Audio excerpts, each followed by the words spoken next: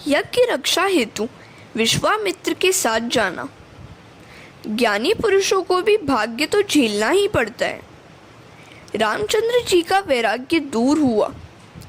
वे 16 वर्ष के हो गए। अब उस समय विश्वामित्र का यज्ञ संपन्न हो रहा था। उसमें मारीच, सुबाहु आदि राक्षस बाधा डाल रहे थे। विश्वामित्र ने सोचा कि रामचंद्र जी ही मेरे यज्ञ की रक्षा कर सकते हैं। अयोध्या जाकर राम लक्ष्मण को ले जाऊं, दर्शन से कृतार्थ भी हो जाऊंगा। भागवत में रामचरित्र का आरंभ इसी प्रसंग से किया गया है। विश्वामित्र अयोध्या में आए, सरयू में स्नान किया और फिर महाराज दशरथ की सभा में आए। दशरथ जी ने स्वागत करते हुए नमन किया। मेरे पूर्वजों के पुण्य प्रताप से आप जैसे ऋषि मेरे घर आए हैं। क्या सेवा करूं मैं आपकी? विश्वामित्र ने आशीर्वाद देते हुए कहा, मेरे यज्ञ में राक्षस विघ्न कर रहे हैं, सो राम और लक्ष्मण को मेरे यज्ञ की रक्षा के लिए मेरे साथ भेजिए। विश्वामित्र की ऐसी मांग से राजा घबरा गए। दशरथ जी ने कहा, मुनिवर, आपने ठीक नहीं मांगा। ये बालक मुझे अपनी वृद्धावस्था में मिले हैं। मुझे तो संतान की कोई आशा ही नहीं थी, किंतु आप सभी के आशीर्वाद से 4 संतानें मिली। मुझे ये सब अत्यंत प्रिय है, किंतु राम सर्वाधिक प्रिय है। राम के बिना मैं नहीं रह सकता। उसे मेरी आंखों से दूर न करें। मैं आपसे क्या कहूँ? राम मुझे प्रतिदिन 2 बार साष्टांग प्रणाम करता है, मेरी हर आज्ञा का पालन करता है। ऐसा पुत्र न तो कभी हुआ है और न कभी होगा। छोटे भाइयों से भी उसे अधिक प्रेम है। वह बहुत भोला है, मर्यादा का पूर्णतः पालन करता है। राम की प्रशंसा करते करते राजा का हृदय भर आया। जल के बिना मछली शायद रह सकती है, किंतु राम के बिना दशरथ नहीं जी सकते। वे फिर बोले, गुरुजी, मैं आपको ठीक ही कहता हूँ कि राम के दूर जाने से मेरे प्राण चले जाएंगे। आप चाहे तो मैं अपना सारा राज्य दे दूँ, अपने प्राण तक दे दूँ, किंतु मुझसे राम को दूर न करें। राम देत नहीं बनई गुसाई। मैं अपने राम के बिना एक क्षण भी जी नहीं सकता। मैं प्राण दे सकता हूँ, राम नहीं। दे प्राण ते प्रिय कछु नाही, सो मुनि देव निमिष एक माही। जगत में दशरथ सा पिता नहीं हुआ है और राम सा पुत्र भी नहीं। राम जब वन में गए थे तो दशरथ ने अपनी अंतिम सांस तक राम का ही नाम लिया था। उन्होंने कौशल्या से बार बार पूछा कि मेरे राम कहाँ हैं? मुझे कोई राम के पास ले चलो।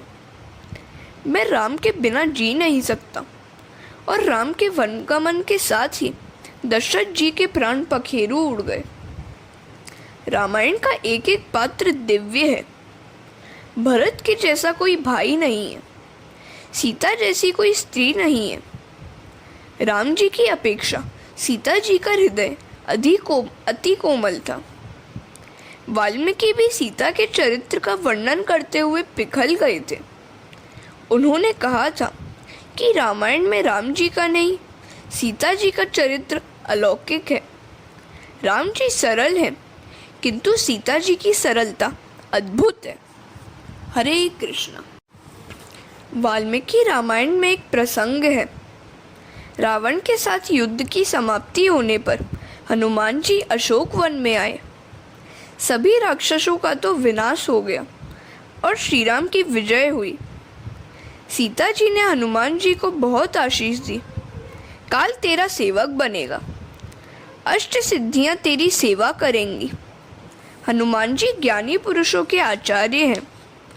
मनोजवम मारुतुल्य वेगम जितेंद्रियम बुद्धिमताम वरिष्ठम वातात्मजम वानरयूथ मुख्यम श्रीराम दूतम शरणम प्रपद्ये। हनुमान जी का वर्णन कर ही कौन सकता है। माँ सीता ने अंदर से आशीर्वाद दिया। फिर भी हनुमान जी को तृप्ति नहीं हुई। उन्होंने कहा, आपने मुझे आशीष तो बहुत दी, फिर भी हृदय में एक इच्छा बाकी रह गई। सीता जी वत्स, जो चाहे सो मांग ले। हनुमान जी इस पे कहते हैं, पहले जब मैं लंका आया था तो देखा था कि राक्षस स्त्रियां आपको बहुत सताती हैं, आपको डराती थी।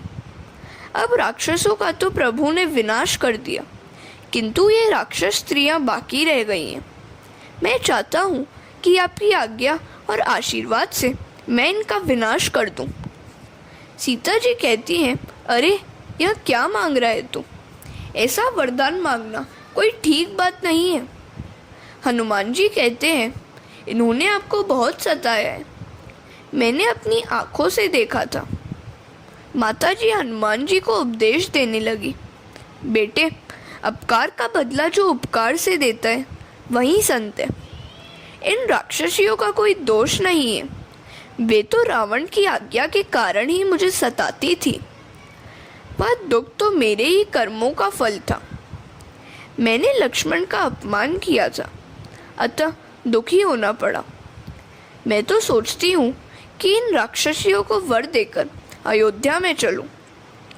मैं वैसा आशीर्वाद तुम्हें नहीं दे सकती। हनुमान जी ने वंदन करते हुए कहा, माता जी, आपके सिवाय ऐसी दया तो कोई नहीं कर सकता। राक्षसों के लिए राम कठोर थे, किंतु राक्षसियों के लिए सीता जी दयालु थे। राक्षसियों को सीता जी ने आशीर्वाद दिया। सीता जी जैसी दयालु स्त्री कोई हुई ही नहीं है, वे साक्षात दया की मूर्ति हैं। माता जी के गुणों को याद करने से लगता है राम की अपेक्षा सीता जी श्रेष्ठ है। जब दशरथ ने राम को छोड़ना नहीं चाहा तो उन्हें वशिष्ठ जी समझाने लगे। दशरथ को उनमें पूर्णतः विश्वास था, वे सद्गुरु के अधीन थे। वशिष्ठ ने दशरथ जी से कहा, राजकुमार राम के जन्माक्षर बता रहे हैं कि इस वर्ष में इन चारों कुमारों के विवाह का योग है, अतः इन्हें भेजने में कोई बाधा नहीं है, सब कुशल मंगल होगा। मैं तो मानता हूँ कि विश्वामित्र इन्हें विवाह के हेतु ही लेने आए हैं। विवाह की बात सुनकर दशरथ हर्षित हो गए। क्या मेरे राम का विवाह होगा? तब तो मैं आज ही भेजने के लिए तैयार हूँ। और राम लक्ष्मण को राजसभा में बुलाया। उन्होंने आकर प्रणाम किया। दशरथ ने कहा, तुम दोनों को विश्वामित्र के यज्ञ की रक्षा के लिए जाना है। राम ने कहा, जैसी आपकी आज्ञा। राम लक्ष्मण तैयार होकर माता कौशल्या से आज्ञा आशीर्वाद लेने गए। कौशल्या ने भी पिता की आज्ञा का पालन करने को कहा। नारद जी ने कौशल्या को पहले से ही राम लक्ष्मण के विवाह के योग की बात बता दी थी। राम कृष्ण को माखन और शक्कर से बड़ा प्रेम है। जीवन को मधुर बनाना, जीवन में सद्गुण से ही मिठास आती है। सभी को मान दोगे तो तुम्हारा अपना जीवन भी शक्कर सा मीठा और मधुर बनेगा। सभी को मान का दान करना उत्तम है। दूसरों को मान देने से और अपने जीवन में संयम बढ़ाने से जीवन मधुर और उत्तम बनता है। जिसके जीवन में मधुरता नहीं है वह भगवान को प्यारा नहीं हो सकता। महादान और द्रव्यदान से भी मानदान अधिक श्रेष्ठ है। मानदान श्रेष्ठ दान है, इसमें एक पैसे तक का व्यय नहीं है। सभी को मान दो। जो कर्कश वाणी नहीं बोलता है, जो किसी का अहित नहीं करता है, उसके जीवन में शक्कर सी मिठास आती है। कौशल्या ने विश्वामित्र से कहा, मेरे राम को माखन मिश्री खिलाइएगा, नहीं तो वह दुर्बल हो जाएगा। जिस समय विश्वामित्र के साथ साथ राम लक्ष्मण चल दिए, उस समय वे कितने शोभायमान थे। अरुण नयन और बाहु बिसाला, नील जलज तनु श्याम तमाला, कटिपट पीत कसे वर भाता, रुचिर चाप सायक धूम हाथा। हरे कृष्ण। विश्वामित्र अर्थात सारे विश्व के मित्र। विश्वस्य मित्र स विश्वामित्र। पाणिनि ने यह अर्थ दिया है। विश्वामित्र ने आशीर्वाद दिया। पाणिनि का व्याकरण अमर होगा। विश्व जिसका मित्र है वही विश्वामित्र। जगत का मित्र है जीव। मनुष्य अर्थात जीव मित्र बनता है तो शब्द ब्रह्म उसके पीछे पीछे आता है और उसके पीछे परब्रह्म भी आता है। तुम जगत मित्र बनोगे तो राम लक्ष्मण तुम्हारे पीछे पीछे आएंगे। राम ही परब्रह्म है, शब्द ब्रह्म है। शब्द ब्रह्म के बिना परब्रह्म प्रकट नहीं होता। विश्वामित्र के पीछे पीछे राम लक्ष्मण चल दिए। मार्ग में ताड़का का उद्धार किया। विश्वामित्र ने राम लक्ष्मण को बला और अति बला विद्या दी थी, सो उन्हें भूख प्यास लगती ही नहीं थी। वे सब आश्रम में आए। राम ने विश्वामित्र से कहा, गुरुजी, आप अपने यज्ञ का आरंभ करें, मैं उसकी रक्षा करूंगा। जनकपुरी के निकट ऋषि का निवास स्थान था। वहाँ उनका आश्रम था। वहाँ वे तप और यज्ञ करते थे। विशाल यज्ञ मंडप बनाया गया था। राम लक्ष्मण धनुष बाण से सज्जित होकर यज्ञ की रक्षा करने खड़े हो गए। द्वारिका में द्वारिकानाथ खड़े हैं। डाकोर में रणछोड़ राय जी खड़े हैं। श्रीनाथ जी में गोवर्धन नाथ खड़े हैं। पंढरपुर में विट्ठल नाथ जी खड़े हैं। भगवान कहते हैं, जब जीव मेरे दर्शन के हेतु आता है तो मैं खड़ा होकर उसे दर्शन देता हूँ। मैं जीव से मिलने के लिए आतुर हूँ। मुझसे प्रेम से मिलने के लिए जो भी आता है उससे मिलने को मैं भी आतुर हूँ। अपने वैष्णवों से, भक्तों से मिलने की प्रतीक्षा में मैं खड़ा हूँ। मैं खड़ा खड़ा भक्तों की प्रतीक्षा करता हूँ। मुझसे विभक्त हुआ जीव मुझसे मिलने के लिए कब आएगा? ईश्वर की दृष्टि तो जीव की ओर अखंड रूप से है, किंतु जीव ही ईश्वर की ओर दृष्टि नहीं करता है। राम तो जीव को अपनाने के लिए तत्पर है, किंतु यह अभागा जीव ही उनसे मिलने के लिए आतुर कहाँ है? श्री राम अजानुबाहु हैं। किसी ने इसका कारण पूछा तो उन्होंने उत्तर दिया, मेरे भक्त मुझसे मिलने आते हैं। उनमें यदि कोई भक्त मोटा हो तो उसे भी मैं बाहों में भर सकूं, इसलिए मैंने अपने हाथ लंबे रख लिए हैं। मुझसे मिलने के लिए आने वाले भक्तों को आलिंगन देने के लिए मैंने अपने हाथ लंबे रखे हैं। राम वानर आदि पशुओं को भी आलिंगन देते हैं। राम जी सभी से प्रेम करते हैं। वे हमेशा धनुष बाण अपने साथ में रखते हैं। धनुष बाण के बिना राम के दर्शन नहीं होते हैं। चाहे राज्यासन पर बैठे हों, चाहे अंतपुर में सीता जी के पास, उनके हाथों में धनुष बाण होते ही है। उपनिषद में भी कहा है, प्रणवोम ही धनु। उपनिषद में धनुष को ओमकार की उपमा दी गई है। ओमकार अर्थात ज्ञान ही धनुष है। धनुष ज्ञान का स्वरूप है। बाण विवेक स्वरूप है। धनुष और बाण अर्थात ज्ञान और विवेक से सदा सज्जित रहो, क्योंकि काम रूपी राक्षस न जाने कब विघ्न करने आ जाए। काम राक्षस तुम्हारे पीछे दौड़ रहा है, तुम्हें पराजित करने आ रहा है। राम की भांति धनुष बाण से सदा सज्जित रहना। ज्ञान और विवेक को सतेज रखोगे तो राक्षस बाधा नहीं डाल सकेंगे। धनुष बाण से सज्जित रहोगे तो राक्षस भाग जाएंगे। जिसकी आंखों में पाप है वही राक्षस है। राक्षस जीव मात्र के पीछे लगे हुए हैं। काम, लोभ, मोह आदि राक्षस ही हैं, जीव मात्र को सताते हैं। जो प्रति क्षण सावधान रहता है उसे राक्षस मार नहीं सकते। राम का स्वरूप अद्भुत है। शूर्पणखा राक्षसी थी, फिर भी उसके मन में राम को पति स्वरूप में पाने की इच्छा जागी थी। हमारे हृदय तो उस राक्षसी से भी कठोर है कि हमारे मन में राम को पाने की इच्छा ही नहीं है। श्रीधर स्वामी ने राम विजय लीला कथा में कहा है, यज्ञ के चारों द्वारों की राम लक्ष्मण चौकसी करते थे। उन्होंने इतने रूप धारण कर लिए थे कि सभी द्वारों पर राक्षसों को इनकी उपस्थिति दिखाई देती थी। विश्वामित्र आहुति देते थे यज्ञ कुंड में और निहारते थे राम लक्ष्मण को।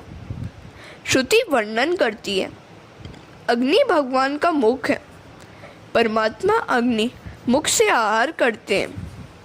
अग्नि ज्वाला प्रभु की जिह्वा है। ब्राह्मणगण वेद मंत्रों का उच्चारण करते हुए अग्नि में आहुति दे रहे हैं। विश्वामित्र राम लक्ष्मण पर दृष्टि लगाए हुए यज्ञ कर रहे हैं। मन की मलिनता को दूर करने के लिए यज्ञ किया जाना चाहिए। यज्ञ, स्वाध्याय, तप, ध्यान का फल है मन शुद्धि। मन शुद्धि का फल है परमात्मा का दर्शन। हरे कृष्ण।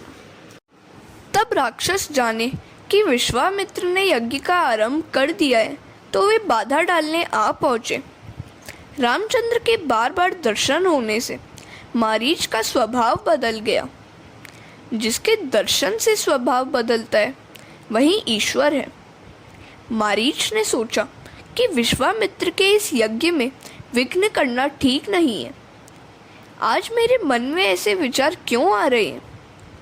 शायद इन बालकों को देखकर मेरा मन बदल गया है। आज मेरा मन मेरे बस में नहीं है। इन बालकों से मिलने की इच्छा हो रही है। मारीच था तो राक्षस, फिर भी राम के दर्शन से उसकी बुद्धि सुधर गई।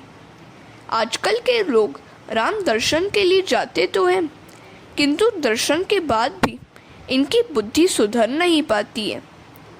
राम के दर्शन के बाद भी बुद्धि न सुधरे तो मान लेना कि तुम राक्षस से भी अधम हो।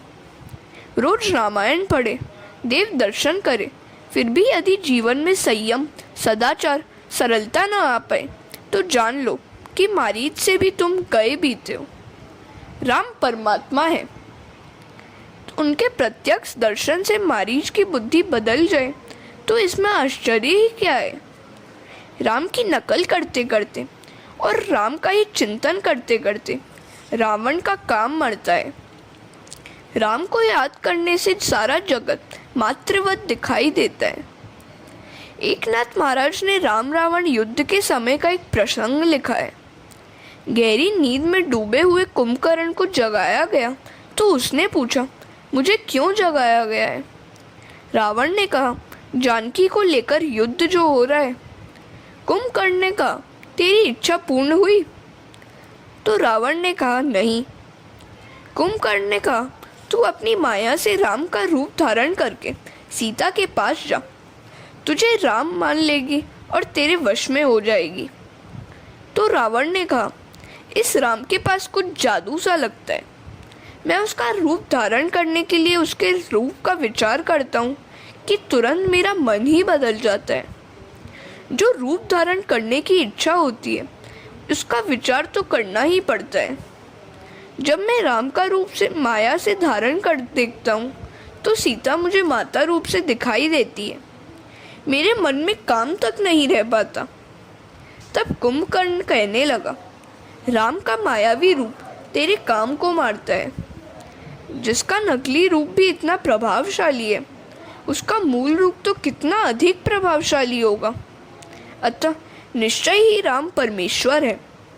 तू अतिशय कामी है, फिर भी राम के स्मरण से निष्कामी बन जाता है। सो राम ईश्वर ही है। ऐसे राम के साथ वैर करना ठीक नहीं है। देवादिदेव से वैर करने वाला तू मूर्ख ही है। मैं तेरी सहायता नहीं कर सकता। विभीषण की भांति मैं राम के चरणों का आश्रय लूँगा। रावण कहता है, मैं राम की शत्रु भाव से भक्ति करता हूँ। यदि मैं अकेला ही भक्ति करूँ तो मात्र मेरा ही कल्याण होगा, किंतु शत्रु भाव रखूँ तो मेरे सारे वंश का कल्याण होगा। ये सभी राक्षस तामसी हैं। वे जप, तप, ध्यान, सेवा, पूजा तो कर नहीं सकते। रामचंद्र के साथ शत्रुता होगी तो युद्ध होगा। राम का प्रत्यक्ष दर्शन होगा और राम दर्शन से हम सभी का उद्धार होगा। अपने सारे वंश के कल्याण के हेतु ही मैंने राम से शत्रुता की है। यज्ञ करते समय तुम भी अपने प्रत्येक द्वार पर राम लक्ष्मण को बिठला देना।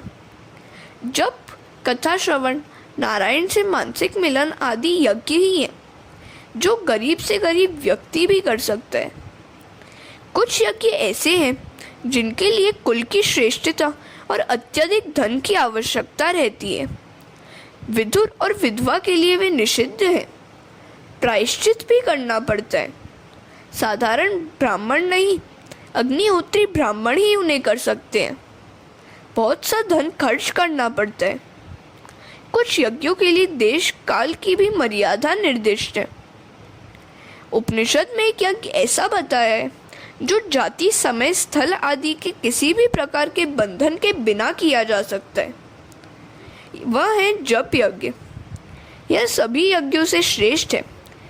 आँख से दर्शन, कान से श्रवण और मन से स्मरण करते हुए जप करोगे तो समाधि की अवस्था प्राप्त हो सकेगी। कृष्ण मिलन महायज्ञ। कृष्ण मिलन यज्ञ में श्रद्धा पत्नी है, आत्मा यजमान है, शरीर यज्ञ भूमि है और फल है परमात्मा विष्णु से मिलन। परमात्मा से मिलन महानतम यज्ञ। जीवात्मा और परमात्मा का मिलन महायज्ञ।